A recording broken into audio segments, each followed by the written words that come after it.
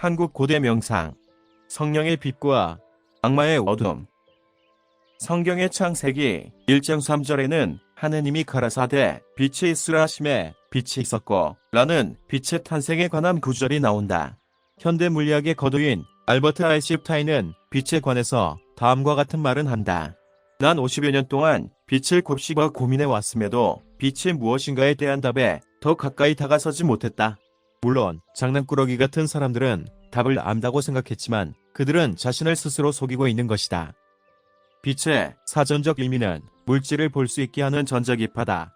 우리는 빛이 물질에 반사되는 과정에서 물건을 볼 수 있다. 이것은 물리적인 현상이다. 그리고 빛은 헤아릴 수 없는 오래된 칠흑 같은 어둠의 공간일지라도 한 가닥의 줄기만으로도 순간적으로 밝음으로 격변시킨다.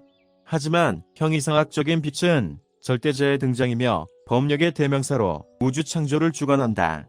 그와 반대로 어둠은 욕망으로 얼룩진 더러움과 두려움의 근원지다. 그곳은 탐욕과 분노 그리고 어리석음을 내세워 우리를 유혹하는 마구니들의 공간임에는 틀림이 없다. 밖으로 드러나지 않는 캄캄한 곳에는 언제나 어둠이 기세를 부린다. 그래서 마구니들은 어둠의 공간을 선호한다. 하지만 한 줄기의 빛은 마구니와 마왕, 악마들을 싹쓸이는 물론 분해하여 흔적까지 녹여버린다. 명상 수행에서 빛으로 가득한 절대기를 목표로 하는 이유이기도 하다. 그래서 초발심은 의식적인 수식과 호흡에서 시작하여 마음을 내려놓는 무심으로 진행된다. 마침내 의식의 자제와 통제인 일반적 무심이 아닌 무의의 섬명상으로 진행된다. 그러면 생각의 집중으로 만들어진 정신통일은 맨 먼저 초보적인 맑음을 잉태하면서 서서히 주변을 확장한다. 구하고 의지하고 상을 짓는 종교의 믿음이 아닌 나의 주체적인 명상이 정진을 계속한다. 하지만 그것은 의식이 관여하지 않는 침묵의 오랜 노력이다. 마침내 그 노력은 마음의 눈인 관법을 만들어내고 묘한 촉감과 묘한 작용을 만나 백회를 계열하고 이어서 하늘의 소리, 관음과 조화한다.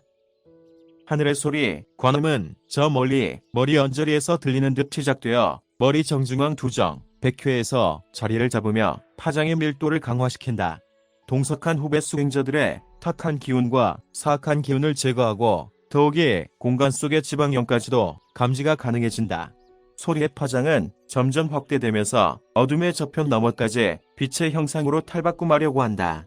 이것은 마치 식물들이 햇빛과 물로 저절로 자라서 꽃을 피우듯이 나의 의식과 무관하게 함이 없는 함으로 진행되고 있다. 그러나 아직 영적인 능력은 미진한 편이다. 백회와 관음의 에너지는 정진의 시간을 먹이로 삼아 확장되지만 겹겹이 쌓인 카르마의 등장으로 아직 그 힘은 부족하고 자유롭지는 못하다. 하지만 제3의 눈의 출현은 그 다음 단계의 검력으로 진행되면서 끝없는 확장의 질주가 증폭된다. 드디어 양파 껍질처럼 층층이 쌓인 카르마들을 발굴하여 분해하며 녹이기 시작한다. 카르마는 지난 생의 빚으로 남들에게 행한 나쁜 행위의 총편이다. 그러나 깨달음을 얻기 위해서는 모든 카르마를 해소해야 하며 그러기 위해서는 하나씩 소멸하기보다는 단번에 제거하는 원력이 필요하다. 영혼의 세계를 제압하는 법력은 깨달음과 연결된다. 오랜 노력과 정진의 시간이 지난 이후에는 또다시 제3의 눈은 한 줄기 강한 빛으로 전력을 가다듬고 아피마 중앙에서 뒷머리 온치멸을 향하여 원통 터널을 개설하려고 한다. 그러나 백효알과 페우멜로 연결되고 또 아피마와 뒷머리로 연결되는 중간 지점인 천목광장은 또다시 난관으로 닥쳐온다. 천목광장은 본에서 만든 이름이다. 아피마에서 천목광장까지는 상대계를 의미하고 천목광장에서 뒷머리까지는 절대계를 상징하는 듯하다. 황벽선사의 정명본체도 천목광장을 시작점으로 한 어느 과정이다. 하늘의 소리, 관음은 소리에서 빛으로 전환하여 모든 수행 과정을 능동적으로 지휘하지만 나의 의식과는 무관하다. 자연이 스스로 행하는 무의자연의 결과다. 이러한 빛의 파장을 종교에서는 성령, 불성이라 지목하지만 최고의 의식 수준에 도달하지 않고는 의미를 부여할 수 없다. 따라서 맑음의 빛은 대중들에게 전해지는 종교 경정 속의 성령과 불성과는 전혀 다른 차원이다. 어쩌면 무엇과도 비교할 수 없는 언어도단의 차원에 있다. 명상을 통한 산매 속에서 등장하는 순수의 빛은 물리적인 태양도 감히 견주기를 두려워하는 빛의 밀도는 맑음의 빛이라는 표현 외에 거론할 수 있는 어이가 없다. 1608년에 태어나서 1657년에 서거한 장자크 월리에는 17세기에 가장 영향력 있는 종교적 스승 중 한 명으로 성인의 삶을 살았었다.